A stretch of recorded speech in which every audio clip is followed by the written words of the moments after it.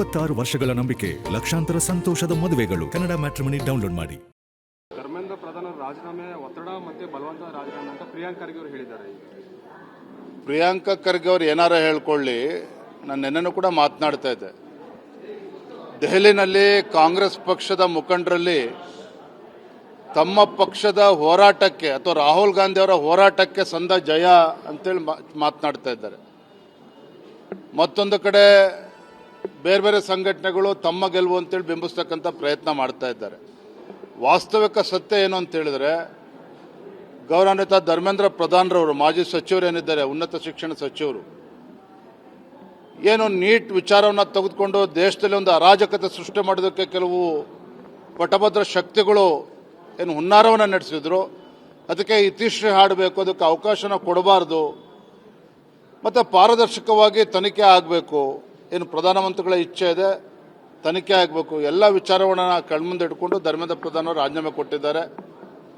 ಇದ್ರ ಜೊತೆಯಲ್ಲಿ ಉನ್ನತ ಶಿಕ್ಷಣ ಅಂತಕ್ಕಂಥ ಒಂದು ಮಹತ್ವವಾಗಿರ್ತಕ್ಕಂಥ ಒಂದು ಇಲಾಖೆ ಪೋರ್ಟ್ಫೋಲಿಯೋ ನಮ್ಮ ರಾಜ್ಯದವರೇ ಆಗಿರುವಂತಹ ಪ್ರಹ್ಲಾದ್ ಜೋಶಿಜಿಯವರಿಗೆ ಸಿಕ್ಕಿರುವಂಥದ್ದು. ಯಾಕೆಂದರೆ ಇದು ಒಳ್ಳೆಯ ಅವಕಾಶ. ಅದು ಪ್ರಹ್ಲಾದ್ ಜೋಶಿಜಿಯವರು ಅಂತ ಹೇಳಿದರೆ ಅಪಾರವಾಗಿರ್ತಕ್ಕಂಥ ಅನುಭವ ಇರುವಂಥ ಒಬ್ಬ ರಾಜಕಾರಣಿ.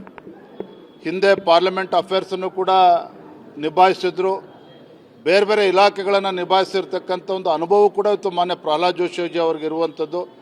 ನನಗೆ ಸಂಪೂರ್ಣ ವಿಶ್ವಾಸ ಇದೆ, ಇಂಥ ಮಹತ್ವವಾಗಿರ್ತಕ್ಕಂಥ ಇಲಾಖೆ ಏನು ಇಡೀ ದೇಶದಲ್ಲಿ ಉನ್ನತ ಶಿಕ್ಷಣ ಒಂದು ಇಲಾಖೆ ಬಗ್ಗೆ ಚರ್ಚೆ ಆಗ್ತಾ ಇದೆ, ಇದನ್ನು ಇನ್ನೂ ಸುಗಮವಾಗಿ ಸರಿದಾರಿಯಲ್ಲಿ ತೆಗೆದುಕೊಂಡು ಹೋಗ್ತಕ್ಕಂಥ ಕೆಲಸವನ್ನು, ಸುಧಾರಣೆಗಳನ್ನು ಮಾಡುವಂಥ ಕೆಲಸವನ್ನು ಗೌರವಾನ್ವಿತ ಪ್ರಹ್ಲಾದ್ ಜೋಶಿಜಿ ಅವರ ನೇತೃತ್ವದಲ್ಲಿ ಆಗ್ತದೆ ಅನ್ನೋ ಸಂಪೂರ್ಣ ವಿಶ್ವಾಸ ನಮಗೂ ಇದೆ.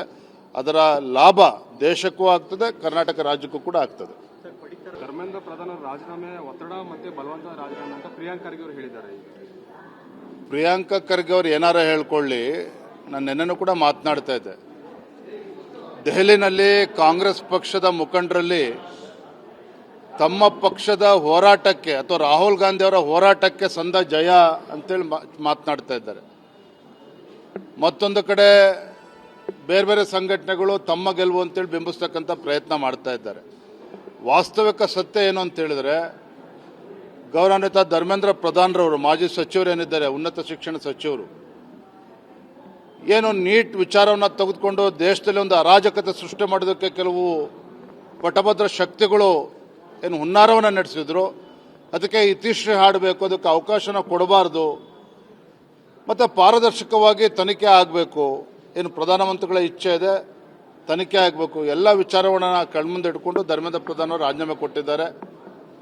ಇದ್ರ ಜೊತೆಯಲ್ಲಿ ಉನ್ನತ ಶಿಕ್ಷಣ ಅಂತಕ್ಕಂಥ ಒಂದು ಮಹತ್ವವಾಗಿರ್ತಕ್ಕಂಥ ಒಂದು ಇಲಾಖೆ ಪೋರ್ಟ್ಫೋಲಿಯೋ ನಮ್ಮ ರಾಜ್ಯದವರೇ ಆಗಿರುವಂತಹ ಪ್ರಹ್ಲಾದ್ ಜೋಶಿಜಿಯವರಿಗೆ ಸಿಕ್ಕಿರುವಂಥದ್ದು. ಯಾಕೆಂದರೆ ಇದು ಒಳ್ಳೆಯ ಅವಕಾಶ. ಅದು ಪ್ರಹ್ಲಾದ್ ಜೋಶಿಜಿಯವರು ಅಂತ ಹೇಳಿದರೆ ಅಪಾರವಾಗಿರ್ತಕ್ಕಂಥ ಅನುಭವ ಇರುವಂಥ ಒಬ್ಬ ರಾಜಕಾರಣಿ. ಹಿಂದೆ ಪಾರ್ಲಿಮೆಂಟ್ ಅಫೇರ್ಸನ್ನು ಕೂಡ ನಿಭಾಯಿಸಿದ್ರು, ಬೇರೆ ಬೇರೆ ಇಲಾಖೆಗಳನ್ನು ನಿಭಾಯಿಸಿರ್ತಕ್ಕಂಥ ಒಂದು ಅನುಭವ ಕೂಡ ಇತ್ತು ಮಾನ್ಯ ಪ್ರಹ್ಲಾದ್ ಜೋಶಿಜಿ ಅವ್ರಿಗೆ ಇರುವಂಥದ್ದು.